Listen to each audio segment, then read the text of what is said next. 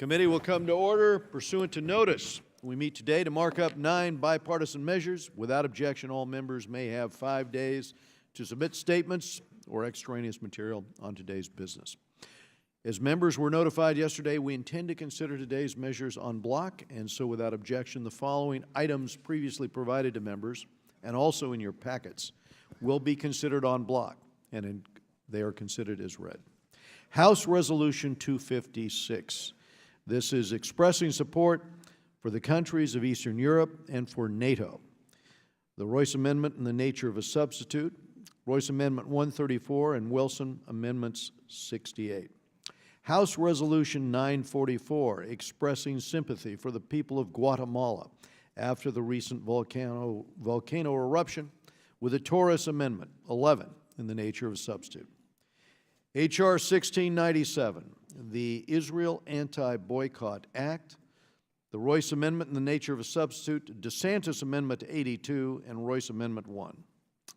H.R. 4969, the Improving Embassy Design and Security Act of 2018, McCall Amendment 105 in the nature of substitute, and Titus Amendment 62. H.R. 5576, the Cyber Deterrence and Response Act, with the Yoho Amendment 137 in the nature of a substitute, Connolly Amendment 86, Royce Amendment 2. H.R. 5898, the UN Relief and Works Agency Accountability Act, with the Zeldin Amendment in the nature of a substitute, Cicilline Amendment number 1, Perry Amendment number 1. H.R. 6197, the Rescuing Animals and Rewards Act, and H.R. 6207, the Democratic Republic of the Congo Democracy and Accountability Act, with the Royce Amendment 133.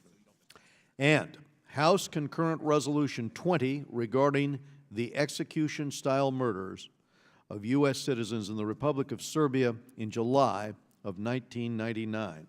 I now recognize myself to speak on today's business, and I will just explain that first we're going to have H.R. 6207. This would be the Democratic Republic of the Congo Democracy and Accountability Act. And as an original co-sponsor of this bill, I want to thank many of the members of this committee who have traveled with me to the Congo. I've made 3 trips there now in order to try to push for elections. I deeply appreciate the bipartisan work of Chairman Smith and Ranking Member Bass at the Africa Subcommittee. President Kabila's security forces are responsible, as we know on this committee, for massive human rights abuses and great instability across the DRC. This bill will help push Kabila to follow through with his commitments to do one thing that we've all pushed him on: to hold free, fair, and transparent elections in December of this year, as Congo is committed to do. Next, we have H.R. 1697. This is the Israel Anti-Boycott Act. This bill was sponsored by Representative Roscom and Vargas. It prohibits U.S. companies from participating in boycotts promoted by international organizations like the UN that target U.S. partners like Israel. Next, we have H.R. 5898. This is the United Nations Relief and Works Agency Accountability Act. And I want to thank the authors, Representatives Cicilline and Representative Zeldin, for this bipartisan bill to strengthen congressional oversight of the State Department and this agency. Next, we consider H.R. 4969. This is the Improving Embassy Design and Security Act, and this legislation will improve the security, the functionality, the efficiency of our embassies overseas. And I want to thank the bill's sponsors, that would be Chairman McCall and Rep. Kelly, as well as Ranking Member Engel, for their work on this legislation, because by strengthening oversight and management of construction of new facilities, we can better protect our diplomats, and we'll save taxpayer dollars too by the way this legislation was crafted. Next, we have H.R. 5576. This is the Cyber Deterrence and Response Act. Malicious cyber activity by foreign governments including especially Russia, China, North Korea, cannot be tolerated. So Chairman Yoho's bill before us today builds on this committee's previous work by establishing a framework for deterring and responding to malicious state-sponsored cyber activity. Next, we have H.R. 6197, the Rescuing Animals with Rewards Act. This builds on the committee's conservation work by prioritizing efforts to counter transnational wildlife traffickers through the State Department's existing rewards program. These tools were successfully used, if you'll recall, in 2014 to bring the Laotian trafficker known as the Pablo Escobar of wildlife crime to justice. I want to thank the bill's author, that be Representative Dan Donovan, former prosecutor, for this measure. Next, we have House Resolution 944. Hundreds of Guatemalans perished in the eruption of the volcano in June. Thousands have been displaced. I wanted to thank Congresswoman Torres for this timely resolution, to extend our condolences to the people of Guatemala, and to recognize the State Department and USAID's swift response to this crisis.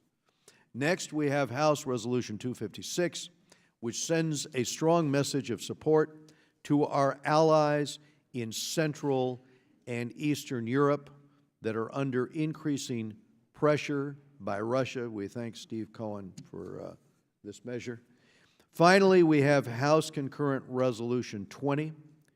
In July 1999, after the Kosovo War was ended, there were 3 young American brothers that were there and were illegally arrested while they were traveling through Serbia. Despite a court order for their release, all 3 brothers were instead taken by a Serbian Special Operations unit. They were murdered execution style, and they were left atop a mass grave. I would like to take a moment to express our deep condolences to the Bitucci family, because that family is with us today. This marks 20 years since these U.S. citizens were assassinated. Yet to date, no one has been brought to justice for their deaths. And I want to thank Representative Zeldin for this measure, but we again want to deeply extend our condolences to the family here with us today. We are very, very sorry for your loss. So I will now recognize the ranking member for his remarks. Mr. Engel. Thank you very much, Mr. Chairman. Thank you for calling this markup. I have a lengthy statement addressing all the good measures before us today, and I ask unanimous consent that it be included in its entirety as part of the record. Without objection. I know we're short on time this morning. Final votes will be called soon, and I want to give members an opportunity to speak about their bills and resolutions. I just want to speak about one bill briefly, and that's the bill you just mentioned about the Bitici brothers. I have spent extensive time of my years in Congress fighting for the independence of Kosovo, and these brothers, American citizens, were murdered by Serb forces. Despite many of us having contacts with Serbia, I appealed to the Serbian strongman, Mr. Vucic, when he was here and came to my office twice and promised me that this would be resolved within a month. More than a year, of course, it hasn't been resolved, and it's an absolute disgrace. And so we have to keep supporting the Albanian people in their struggle in Kosovo, and keep the presence of the Bitici brothers alive, and we're not going to stop till we get justice for them. So I want to single out that resolution. Again, I support all the resolutions. I'm grateful, as usual, to our members on both sides of the aisle for their hard work, and I thank you again, Mr. Chairman. I wish everyone a safe and happy Independence Day, and I yield back. Thank you, Mr. Engel. We go to Eliana Ross-Leitonen. Thank you so much, Chairman Royce, and I applaud your efforts as well as Ranking Member Engel to continue to bring forth bipartisan measures before this committee for consideration. I wanted to speak on the Unruh Accountability Act offered by our friends and colleagues, Mr. Cicilline and Mr. Zeldin. I applaud their efforts to find a way forward in ensuring that we hold Unruh accountable and that no U.S. taxpayer dollars are being misused against our interest. We can all support the idea that greater transparency, oversight, and accountability are needed at all UN agencies, not just UNRWA. However, I worry that this bill, which requires a report from the administration on its UNRWA strategy, doesn't quite go far enough. The United States holds considerable leverage when it comes to UNRWA, namely that it relies on the kindness of our contributions. We shouldn't wait to use that leverage. This bill should lay out the conditions we need to see reform at UNRWA before the U.S. will allocate more money to that agency. It's an ever-expanding mandate, an ever-expanding budget gap, an ever-growing politicization at the agency, and all of that makes it difficult for us to continue supporting this agency without seeing concrete reform and action to address our concerns, not to mention the idea of having a definition of the word refugee that guarantees it, Mr. Chairman, that the number of Palestinians that UNRWA mandate covers will expand. So the model is untenable, it's unjustifiable, especially when there's an entire entity at the UN that is already supposed to be its refugee agency, a body which, by the way, covers 12 times more individuals than UNRWA, yet somehow employs less than a third of the people than UNRWA. And a body that has its own definition of a refugee that doesn't match with the UN's own refugee agency, nor does it match how we would define an agency, a refugee. So while, again, I applaud my colleagues' effort and I support this measure, I would have liked to have seen us do more to condition our assistance to UNRWA until we see real reforms. And I yield back, Mr. Chairman. Good points, Congresswoman. We go now to Brad Sherman of California. Mr. Chairman, thank you for this markup, bringing excellent bills to our attention. I support them all. I think I've co-sponsored virtually all of them. As to the Anti-Israel Boycott Act, this has drawn a lot of attention. I'm pleased to be the lead Democrat on this bill. We have for decades said that Americans will not be forced to boycott a friend of the United States by international economic pressure, that the effort of Saudi Arabia and others to tell American companies, you must not do business with Israel or you will be deprived of economic opportunities, we've responded to that by saying no American company can furnish the Saudi Arabian government with proof that it is boycotting Israel or otherwise cooperate with the Saudis on this. What this bill does is it says there's no loophole in this long-standing, multi-decade policy if the pressure comes not from one government but from an association of foreign governments. Let me make it clear, nothing in this bill says that you cannot any domestic organization can't protest against Israel or boycott its products or those of any other ally of the United States. It simply says that we will not allow American citizens to be pressured into that by foreign governments, which has long been our law, or by associations of foreign governments.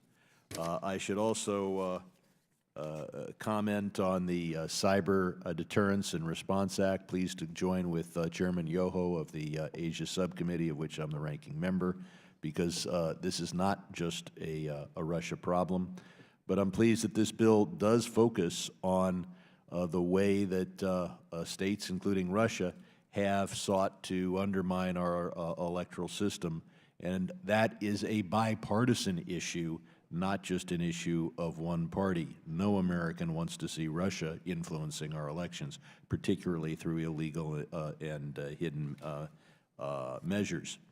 I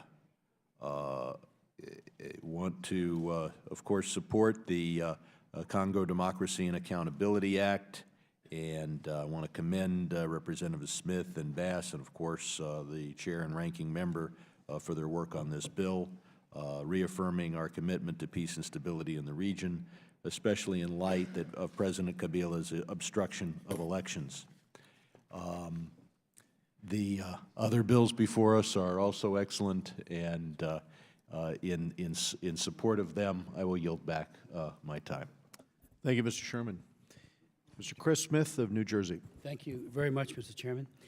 And just let me say very briefly, I support the bills that are before us, but I just would like to focus especially on the Democratic Republic of Congo Democracy and Accountability Act, H.R.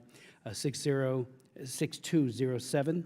I, too, have been to the DRC, both to the capital and to Goma. We all know that the DRC and the people of that country have suffered so enormously over the years. More than 5.4 million people died between 1997 and 2003. Peacekeepers that were deployed there, the largest UN peacekeeping force in the world, were found complicit in human trafficking, especially the rape of young children. Thankfully, that has been largely stopped. I held 4 hearings on that, went there to investigate that in Goma, and was shocked and dismayed by that kind of, when the peacekeepers are part of the problem and working and doing things that rogue elements are doing, you know we have a serious problem. This legislation focuses especially on Kabila and his unwillingness to step aside and to allow the election to occur in a timely fashion. We have called, and the Obama administration did impose sanctions on key figures. Those are codified in this legislation. And our our ambassador to the United Nations, Nikki Haley, has been very forthright as well in speaking out against Kabila's clinching of power and unwillingness to let go of it. H.R. 6207 supports the humanitarian efforts that are being made by civil society. And in the ongoing effort, Ms. Bass and I have held a number of hearings on the DR Congo, most recently on May 9th, another one late last year, of which you were a part of that, Mr. Chairman. But, John Pendergast summed it up. The Kabila government's track record of violent repression against civil society, pro-democracy movements, and faith-based groups raises concerns that these new protests will be met with a fresh wave of violent repression, and we speak to that in the body of the language of the bill as well. People want a free and fair and transparent election in the DR Congo. The Catholic Church has played a huge role in trying to ensure that. The Sylvester Agreement in 2016 was a great effort to bring things together, and of course, it has been largely frustrated by Joseph Kabila, and this legislation tries to take it to the next step and get the administration here and there further engaged to get this right. So I thank you for marking this piece of legislation up and yield back. Thank you, Mr. Smith, and thank you for all your work on that issue as well. Congresswoman Karen Bass of California. Thank you, Mr. Chair and Ranking Member Ingle, for bringing up H.R. 6207 to the committee today for consideration.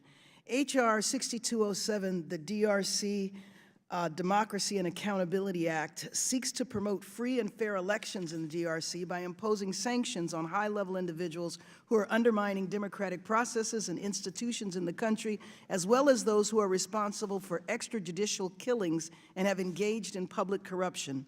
With respect to the ongoing political situation in the DRC, President Kabila has deliberately stalled planned elections despite completing his constitutionally mandated 2 terms. I personally am very concerned that although he has committed to having elections in December, there's not a lot of faith that that's actually going to happen. And I can't think of any issue more than the DRC that I have had numerous constituents who are in the diaspora who have come in and really called on us to please help the situation.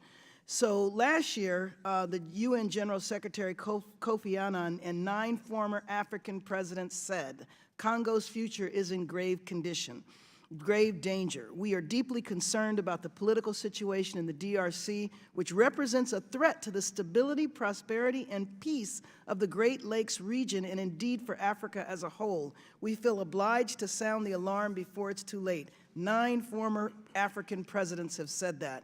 I'm proud that my colleagues Chris Smith, Chairman Royce, and Ranking Member Elliott Engel and I are able to answer this call and put forth legislation that seeks to address the situation in the DRC. Thank you, and I yield back.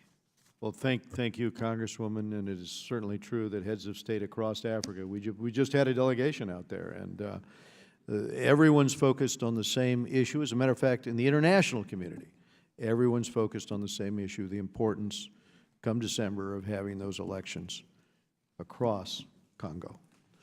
Joe Wilson, South Carolina. Thank you, Chairman Ed Royce, and thank you, Ranking Member Elliott Engel. I particularly want to commend Congressman Engel on his renomination this week. We're really grateful for his continued service on behalf of the American people. And thank you for convening this markup of legislation that embodies the committee's emphasis on building national and international security, improving human rights, and fighting international crime. I'm also grateful for Congressman Steve Cohen for introducing House Resolution 256, expressing support for the countries of Central and Eastern Europe and the North Atlantic Treaty Organization.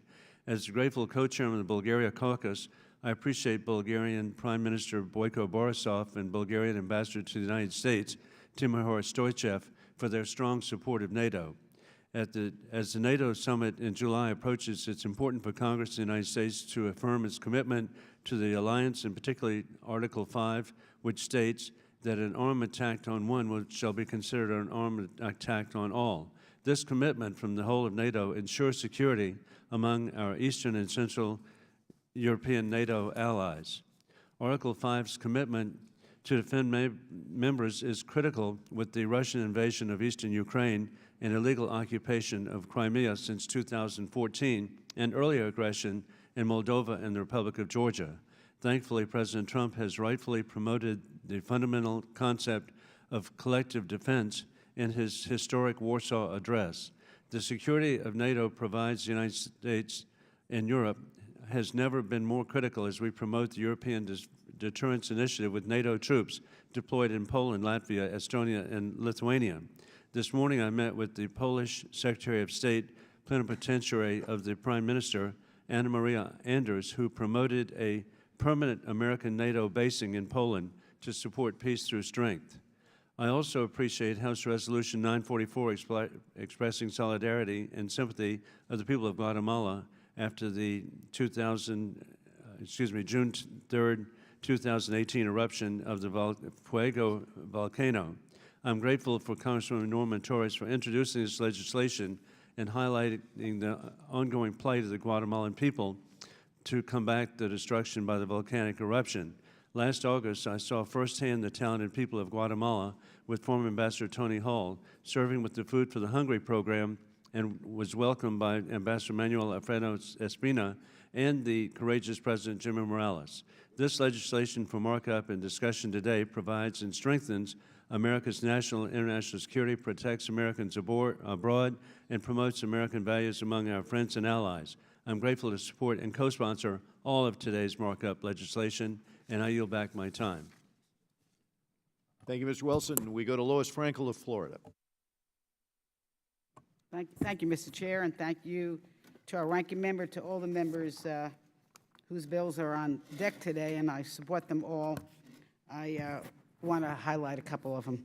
First, the Israeli Anti-Boycott Act, which I'm a co-sponsor, which would expand anti-boycott laws prohibiting United States compliance with the Arab League boycott of Israel to international organizations, so that American companies doing business with Israel are protected from the efforts to target them. And I want to thank my colleagues for making changes to the bill that would ensure protection of First Amendment rights. The boycott divestment sanctions, or BDS movement, encourages economic warfare against Israel, our strongest ally in the Middle East. And demonizing Israel harms the world's only Jewish state, but it also creates a roadblock on the path to peace, impacting both Israelis and Palestinians. For example, I'm going to give an example of this.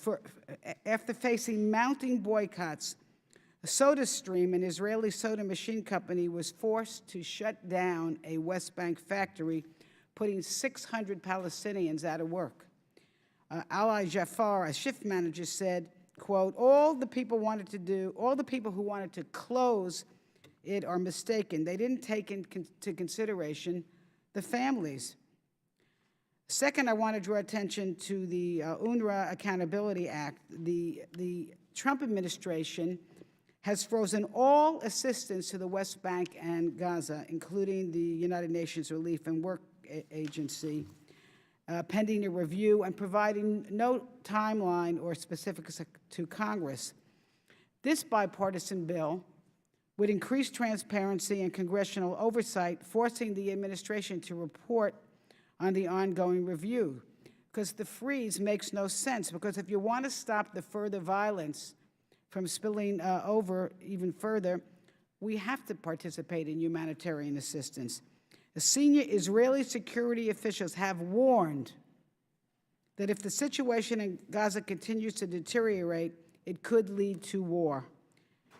And the last bill I'd like to mention is a Resolution 256, which expresses support for NATO and the countries of Central and Eastern Europe, condemns Russia's Ukraine occupation, and calls for U.S. continued support for allied countries in Central and Eastern Europe. Over the past 4 years, I've been privileged with some of the members here to represent the United States at the NATO Parliamentary Assembly. And in this role, I'm frequently reminded that no man or woman is an island. Societies do not thrive when they are isolated from others. And we need our allies to stand with us as we fight for mutually shared democratic values. It was reported this morning that Mr. Trump told the leaders at a recent G7 summit that NATO is as bad as NAFTA, that's much too costly for the United States. And this president likes to call NATO obsolete. And I just want to say, I think he's flat wrong.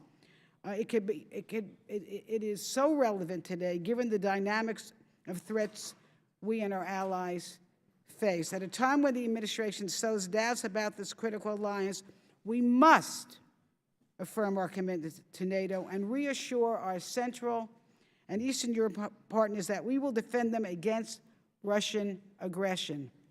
And I yield back. And again, thank my colleagues. I thank the gentlelady. We go to Ted Yoho, Florida. Thank you, Mr. Chairman. Before I get started, I'd just like to acknowledge the Bertucci family again, and for the sacrifice that you guys have made, and your family members. Our hearts go out to you. Chairman Royce, Ranking Member Engel, I want to briefly address the Cyber Deterrence Response Act. Most importantly, I want to thank you and other original co-sponsors for supporting the bill and working so closely with our team to create a carefully tailored and bipartisan piece of legislation. Without objection, I'd like to submit up for the record this letter of support from the U.S. Chamber of Commerce. As the Chamber points out, the bill will help spotlight adherence to international norms and deterrence to heighten the cost on countries or their subordinates that hack the United States. Without objection. It's no secret the United States urgently needs to upgrade its cyber deterrence, but there are no procedures in current law for naming and shaming state sponsors, hackers, and/or linking penalties to their illicit conduct. We have spent over a year working to make sure this legislation is consistent with past practices and doesn't tie the hands of the executive branch, but will still upgrade our cyber deterrence measures by establishing minimum penalties and ensuring the cyber actions are implemented consistently across administrations to come. The Cyber Deterrence Response Act also pairs very well with Chairman Royce's Cyber Diplomacy Act, which will elevate cyber issues in the State Department. Together, these pieces of legislation begin to lay out a much-needed national cyber policy, and it's a proactive component to establish norms and a reactive component to defend our interests. I thank you and hope my colleagues on the committee will give their support of the bill, and I yield back. Thank you. We go to Robin Kelly of Illinois. Thank you, Mr. Chairman, for including H.R. 4969 in today's markup, the Improving Embassy Design and Security Act. Together with Mr. McCall, I'm proud to support this important legislation that will allow for greater congressional oversight of embassy construction and save taxpayers money. The State Department must balance designing a functional space that will properly represent the United States to the host country with the necessary security protections for the modern age. Protecting our diplomats overseas should be a top priority, which is why I was disappointed to see the Trump administration budget request a 28.4 decrease for fiscal year 2019 from 2018 enacted levels for embassy security and construction. We heard repeatedly that the tragedy that happened in Benghazi should not be repeated. This administration has to make embassy security a bigger priority. That's why I'm glad we're voting on this legislation to protect our diplomats working overseas and prevent projects from going over cost. I was also an original co-sponsor of HRES 256, expressing support for the North Atlantic Treaty Organization and the countries of Central and Eastern Europe, which is under consideration today. This important resolution calls for continued U.S. support for NATO allies and the European Deterrence Initiative. Putin's illegal annexation of Crimea and interference in European elections cannot be forgotten. Russia has undermined international law and killed tens of thousands of Ukrainians. This resolution shows Europe and NATO that the U.S. Congress stands by our allies and will not allow Russia to threaten our collective security. I yield back. Thank you, Congresswoman Kelly. We go to Lee Zeldin of New York. Thank you, Mr. Chairman. I appreciate the committee's consideration of these bills today. Beginning with HCON Res 20, this resolution has been introduced since 2013 regarding the execution-style murders of Yili, 25 years old, Agron, 23 years old, and Mehmet, 21 years old, who were born in the United States and resided in the greatest congressional district in America, in the Hampton Bays, 1st Congressional District of New York. In July of 1999, these three brothers went overseas towards the end of the Kosovo War and were arrested by Serbian authorities for illegally entering the country when they accidentally crossed into Serbian-controlled territory. The brothers were kidnapped, murdered, and dumped into a mass grave in Serbia by government officials still serving today. Since taking office, I've been committed to helping the Bertucci family receive the justice they have long deserved. They're here today in the audience in support of today's resolution and to honor their family's sacrifice. It is absolutely reprehensible that despite many promises by Serbian officials to resolve the case of this state-sponsored murder, no individual has ever been found guilty of this horrible crime, nor of any other crimes associated with the deaths of these innocent Americans. It is the Serbian government's responsibility to resolve this case, and my resolution notes that progress with this investigation should remain a significant factor which determines the further development of U.S.-Serbian relations. The Bertucci brothers gave their lives to fight injustice. Now we must return this favor and deliver justice for their family. I want to thank the chair for his support in bringing this resolution. I'd like to thank the ranking member, Elliot Engel, for all of his advocacy through the years, all of my colleagues for supporting it. I'm also proud of the committee's consideration of H.R. 5898, the Unruh Accountability Act, a robust bipartisan effort with Mr. Cicilline to maintain oversight over UNRWA's activities in the West Bank and Gaza. Over the past 6 years, every effort to obtain transparency over UNRWA has failed, with classified reports and uncertainty regarding who is actually responsible for conducting reviews. We need to crack down on UNRWA and ensure that we are not supporting a refugee agency that keeps millions in a permanent state of dependency. Our bill will provide important information to Congress regarding the definition of refugees served by UNRWA, as well as a strategy for burden sharing that offers the opportunity for other regional actors to contribute evenly. We must demand transparency over the anti-Israel textbooks in this program that is fueling another generation of hate. I've read the classified reports. I've spoken to our colleague, Scott Perry. There are other members who are very concerned about this, and there's more that we need to be doing in the weeks, months, and years ahead. The United States cannot support a program that goes against the best interests of our greatest ally. I would like to thank our committee chairman, Ed Royce, and ranking member Elliot Engel for their leadership and assistance on these important issues. I look forward to working with my colleagues in the House and our friends in the Senate to pass these bills. Again, I would like to thank you, Chairman, ranking member, for your hard work in support of these bills, and I yield back. Mr. Zeldin, we go to Brendan Boyle of Pennsylvania. Thank you, Mr. Chairman. I am supportive of each one of these 9 resolutions. I just want to highlight one, because I think that it's incredibly important at this time in history, and that is HRES 256, which expresses support for the countries of Eastern Europe and NATO. We have led now for 70 years through Democratic and Republican administrations the Western Alliance. NATO has been the bulwark against first Soviet and then Russian expansionism. This is something that all Americans should be very proud of. And now that some doubt has been raised about this country's commitment to NATO, I think that it is vital that this committee assert itself on a bipartisan basis to speak out with one voice that we support NATO, that we support our allies, especially in Central and Eastern Europe, as they continue to deal with Russian attacks, whether they're of physical force, like our friends in Ukraine are experiencing today, or they're in the cyber realm. So I am proud to support this. I applaud my fellow co-sponsors, both Democrats and Republicans, and with that, I yield back. Thank you, Mr. Boyle, and we agree with your point. We go now to Mr. Mike McCall of Texas. Thank you, Mr. Chairman. Thank you for holding today's markup. I'm pleased to have Bill H.R. 4969, the Improving Embassy Design and Security Act, considered today. Mr. Chairman, in 1998, terrorists at the direction of Osama bin Laden bombed U.S. embassies in Kenya and Tanzania, killing over 220 people and injuring 4,000 more.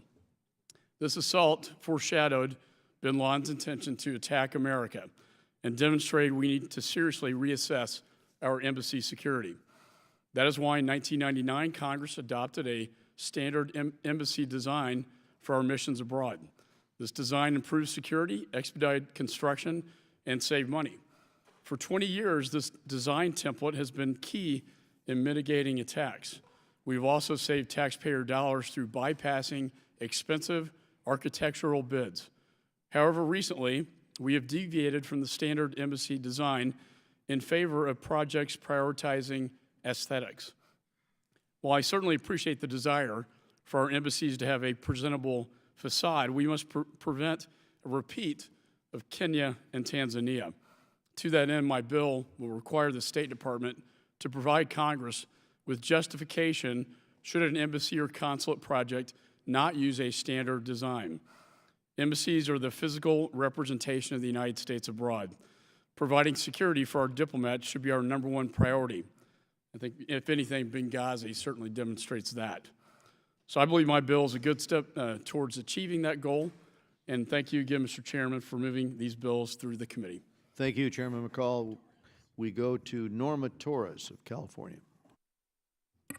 Thank you, Chairman Royce and Ranking Member Engel, for your hard work on these bipartisan bills.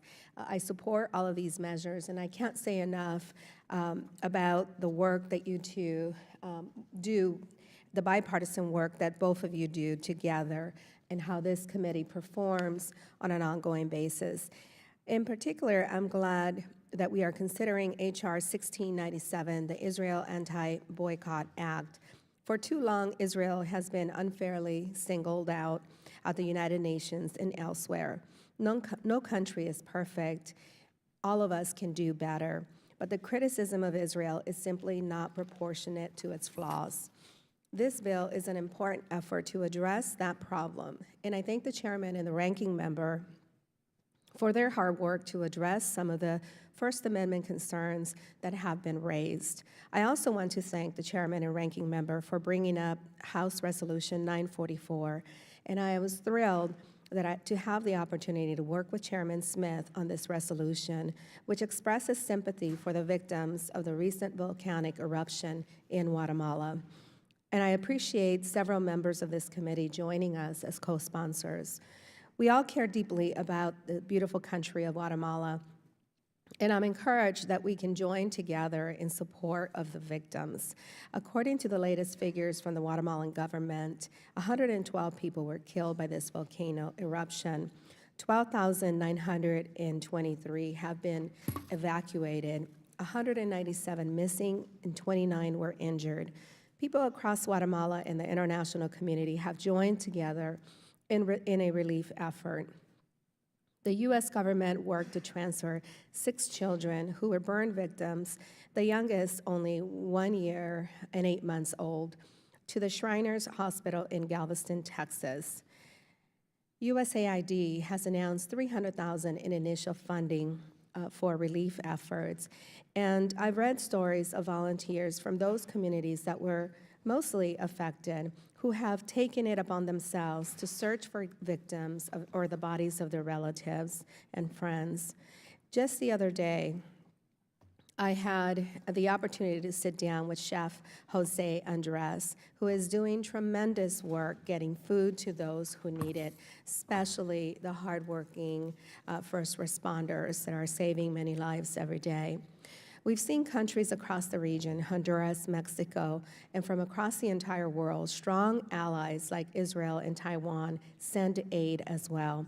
It's encouraging to see so many people who are concerned about the victims, but we can't lose focus on this issue, and we must remain vigilant to ensure that the victims get the help they need and are able to reestablish their lives in Guatemala. Otherwise, we could see this volcanic eruption lead to yet another wave of refugees at our border. I urge all of the members here in Congress to help continue to encourage USAID to do all of that they can do to help these victims relocate within the Guatemalan border. So I again thank the chairman and the ranking member, and I urge my colleagues to support this important measure, and I yield back. Thank you, Congresswoman Torres.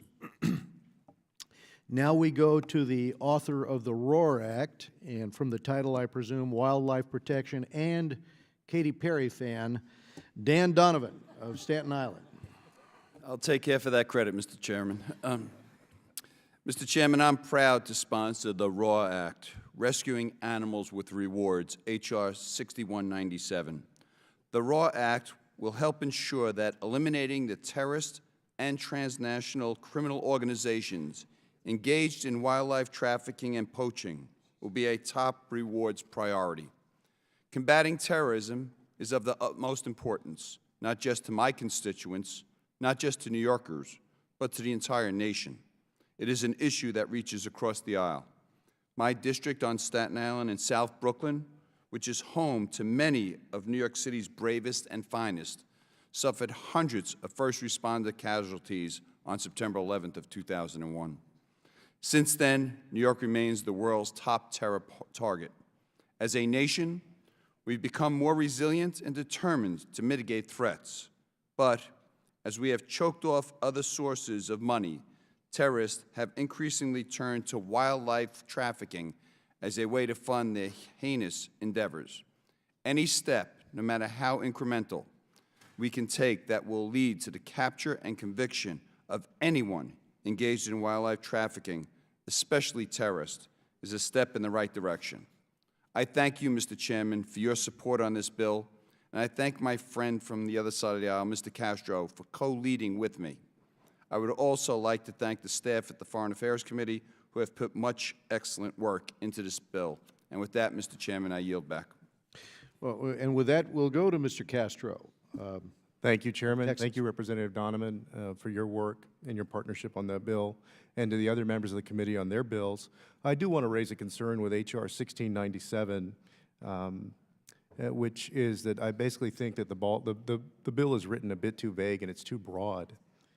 It mentions that the President's going to come up with regulations to protect nations that are friendly to the United States, but doesn't go on to define exactly which nations those are. The reason that I think that it's problematic is because this administration, including the President, on any controversial issue of foreign policy, have essentially given us 2 or 3 or 4 or 5 different answers. Sometimes the President has given different answers himself on the same subject. So I hope that between now and the time that the bill goes on the floor, perhaps there can be some more definition. I would also feel more comfortable if Congress had some say over this, rather than essentially right now expanding the foreign policy power of this President, who I believe in many ways has been irresponsible with that power. I yield back. Thank you. We go to Brad Schneider of Illinois. Thank you, Mr. Chairman. Mr. Chairman, Ranking Member, thank you for holding today's markup. I commend my colleagues for working on the legislation before us today. In particular, I appreciate the efforts of my good friend from Florida, Ted Yoho, on his bill, H.R. 5576, the Cyber Deterrence and Response Act of 2018. This bill will help protect our country from cyber attacks by requiring the President to designate foreign persons and entities responsible for state-sponsored cyber threats. This bill would also require the President to publish and regularly update this list, and finally, impose sanctions. We know there are malicious actors out there right now seeking to target the United States. Russia's efforts to interfere in our 2016 election was only the beginning, as we've heard from our intelligence community that serious threats remain. Earlier this year, the Director of National Intelligence stated that Russia, China, Iran, and North Korea will pose the greatest cyber threats to the United States during the next year. Our government must do more to protect our election infrastructure and seek to ensure the integrity of every citizen's vote. I would also like to express my appreciation for the work of my colleagues in updating H.R. 1697, the Israel Anti-Boycott Act. I am a co-sponsor of this bill that declares it is United States policy to oppose boycotts imposed by international government organizations against countries that are friends to the United States. This bill solely covers commercial activity and does nothing to limit the rights of individuals protected by the First Amendment. Finally, I would like to commend the work of my colleagues David Cicilline and Lee Zeldin for their work on H.R. 5898, the Unruh Accountability Act, and to associate myself with the sentiment in the bill expressing the sense of Congress that the administration should complete its reviews of U.S. assistance programs for the West Bank and Gaza and UNRWA. This bill also calls for a long-term strategy for policy towards UNRWA and will help us better understand the reforms the administration has called for, how they plan to address the humanitarian needs currently covered by UNRWA, and the impact any policy changes will have on border regional security and stability, including specifically towards Israel.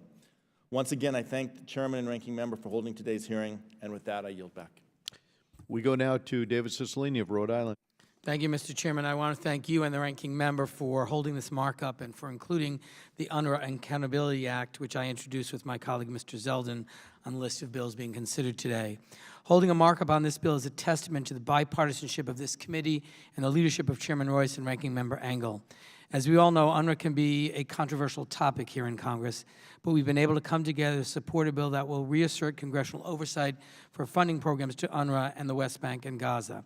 In January, the Trump administration announced that it was holding any further funding for UNRWA, the United Nations Relief and Works Agency for Palestinian Refugees, which is the UN agency responsible for carrying out assistance programs for Palestinian refugees. Today, there are roughly 5 million Palestinians eligible for UNRWA services in the West Bank, Gaza, Lebanon, Syria, and Jordan. We've also been recently informed by the administration officials that all future assistance for the West Bank and Gaza has been put on hold pending review as well.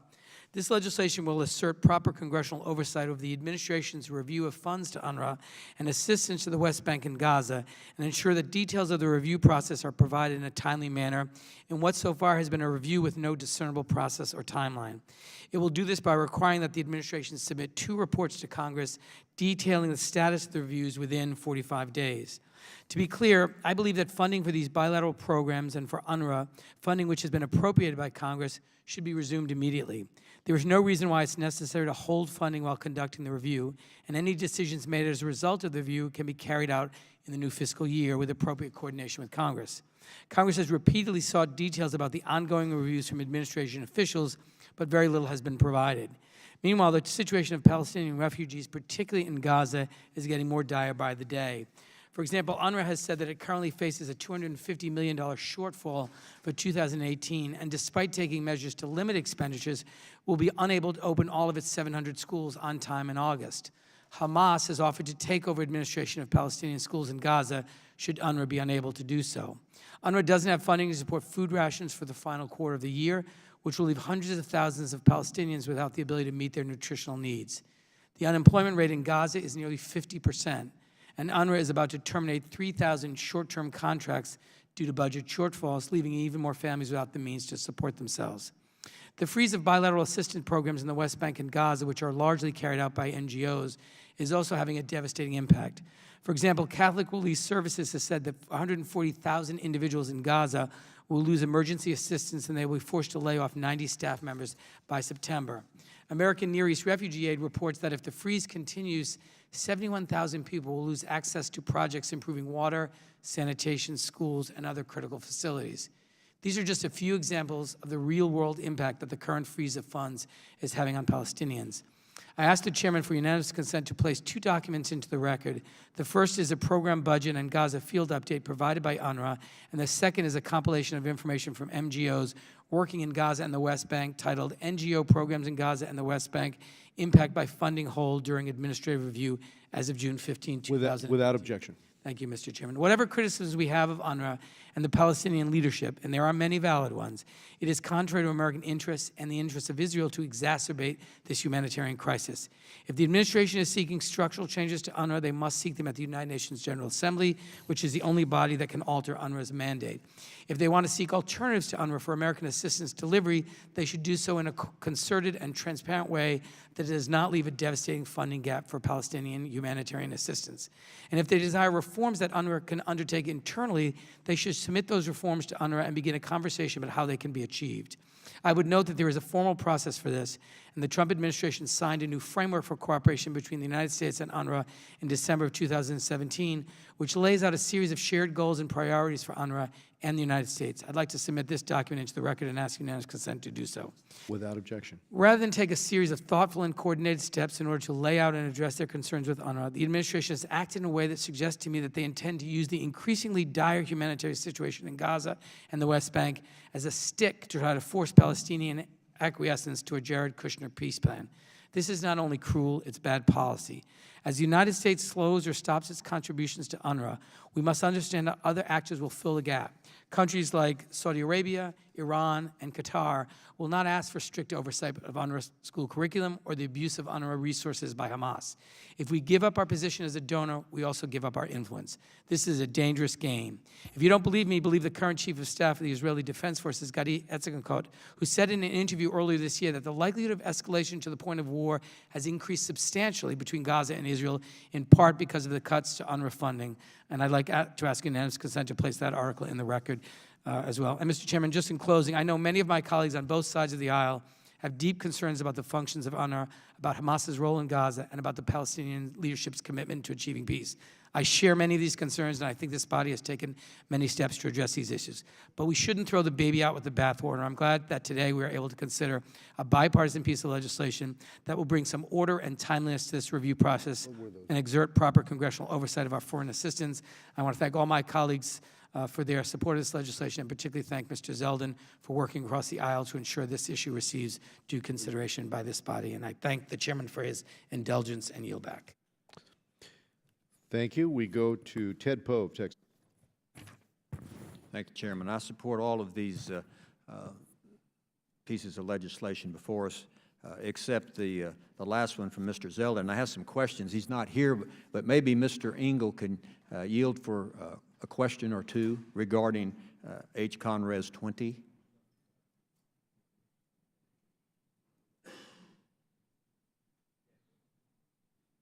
Sorry, certainly.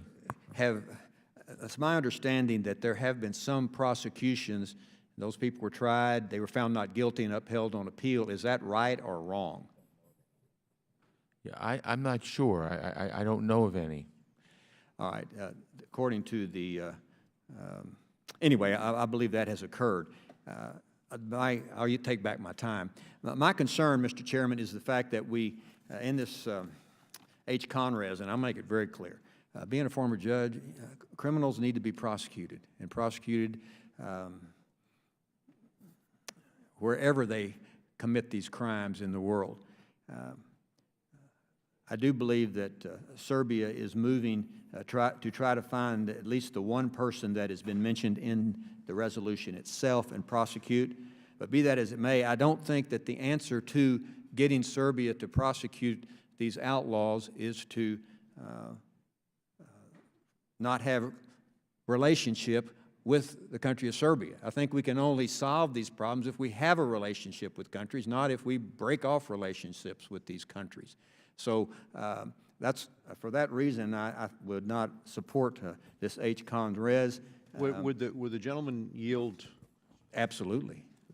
I thank the judge for yielding. I would point out that in this particular case, although charges were brought at one point yes, charges were brought momentarily against 2 individuals, but swiftly those charges were then again dropped. There was another case, as you say, where charges were brought on a 3rd individual, but that individual passed on. So it became a moot point. The point I would make is that we can engage, we can have a relationship with states, but at the same time retain our rights on behalf of our own citizens. So in this particular circumstance, we have 3 American citizens hiking on the border who cross over the border from Albania to Serbia and then are killed by a death squad. It is, I think, under this set of circumstances, the fact that no one's been brought yet to the bar of justice, these many years after, altogether appropriate upon reflection here, I think, given that set of circumstances, that we move a resolution. And remember that as this resolution was written, we did try to incorporate this particular perspective, Your Honor. Judge, we did recognize recent improvements in U.S.-Serbia relations in the text in order to try to be balanced. We added, whereas in the following years, the political leadership of Serbia has worked to strengthen democratic institutions. I think that's an important point. Strengthen democratic institutions, to develop stronger adherence to the rule of law, and to ensure respect for human rights and fundamental freedoms, including as the Federal Republic of Yugoslavia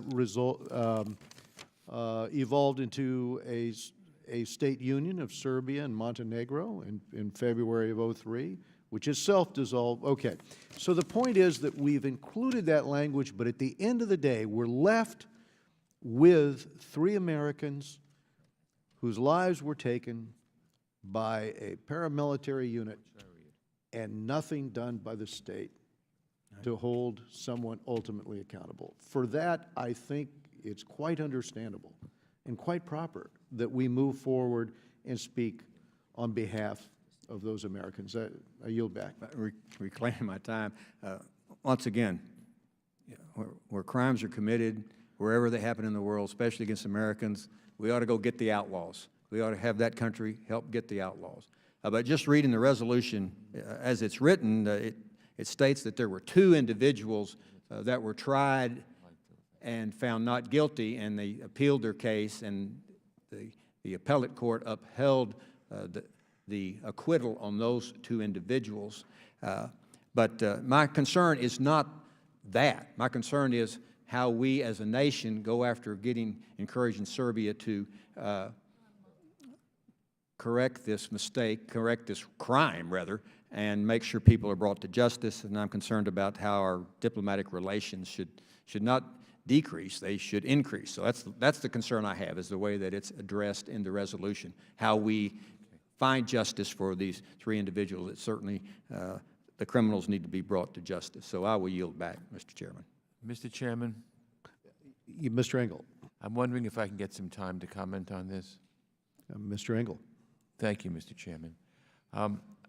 When Secretary Tillerson was still Secretary of State and came before this committee, I just want to read into the record an exchange that I had with him. I said that I'm deeply concerned with the lack of justice for murders and crimes committed by the government of Serbia during and after the Kosovo War. In particular, there have been no charges brought against anyone for the murders of 3 American citizens, the Batici brothers, despite widespread understanding of who was behind them. Serbian President Vučić and Acting Prime Minister Dačić has promised very senior U.S. government officials for many years that they would bring to justice the perpetrators of his crime and the crime of burning our embassy in 2008. They both also made these promises to me. On January 31st of this year, the respected Humanitarian Law Center of Belgrade released a dossier called The Cover-Up of Evidence of Crimes During the War in Kosovo, the Concealment of Bodies Operation.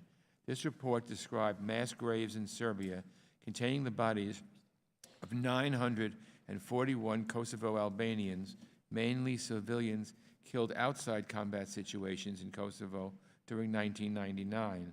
According to the report, and I quote, "The evidence corroborated that the decision to conceal evidence of crimes committed was planned as early as March 1999 at the highest level of the government and indicated that members of both departments of the Serbian MUP, which is the State Security Department, Public Security Department, and the Yugoslav's Army departments in charge of clearing up the terrain," right, that's a quote, "were involved in it.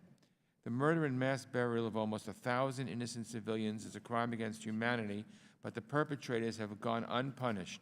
It's long past time for Belgrade to face these facts and bring to justice the people, including high officials in its government, or behind these very serious crimes.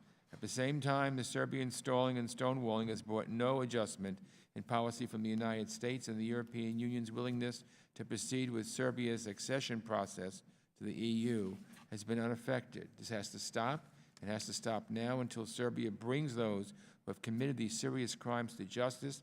The EU should not move ahead with Belgrade's accession process, and the United States should think twice before advancing our relations with Serbia."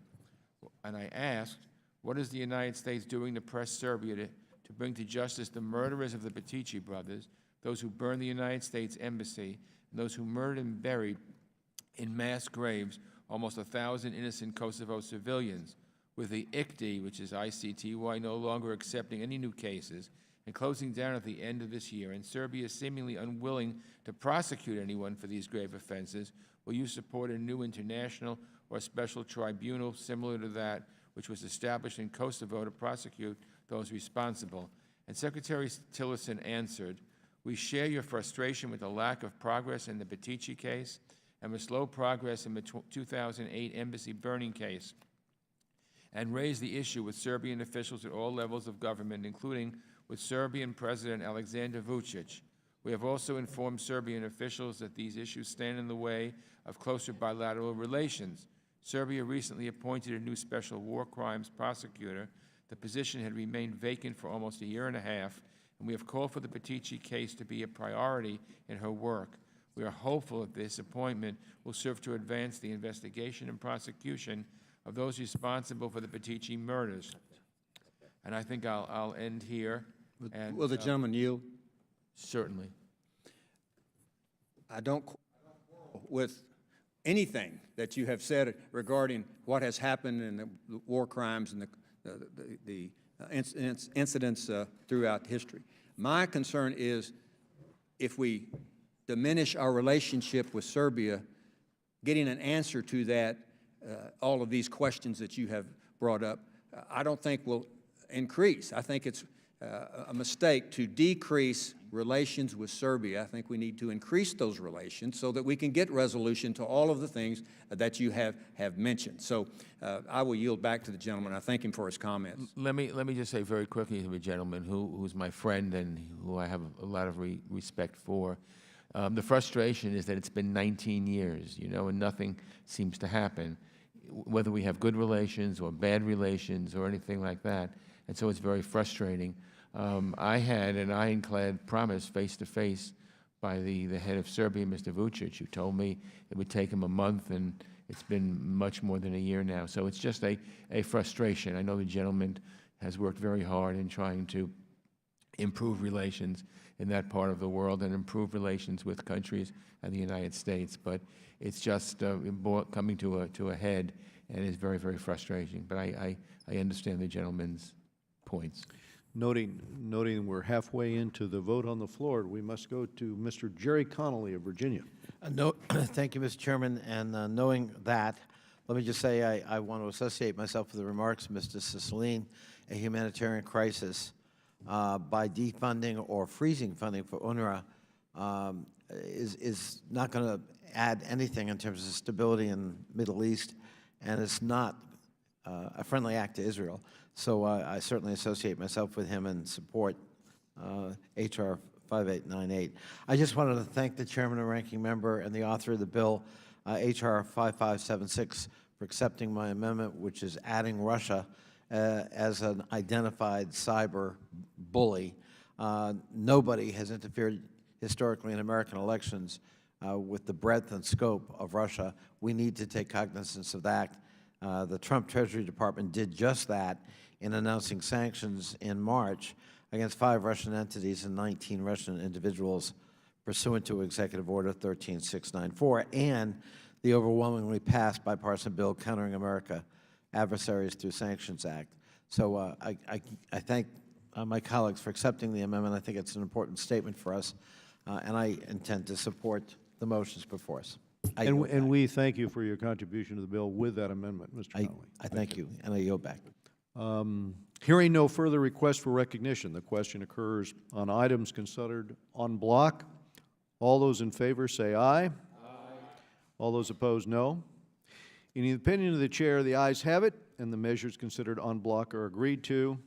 Without objection, each measure in the en bloc is ordered favorably reported as amended, as a single amendment in the nature of a substitute, and staff is directed to make any technical and conforming changes, and the Chair is authorized to seek House consideration under suspension of the rules. That concludes our business today, and I want to thank, of course, all our members here and Ranking Member Engel for your contributions and assistance with today's markup. The committee is adjourned.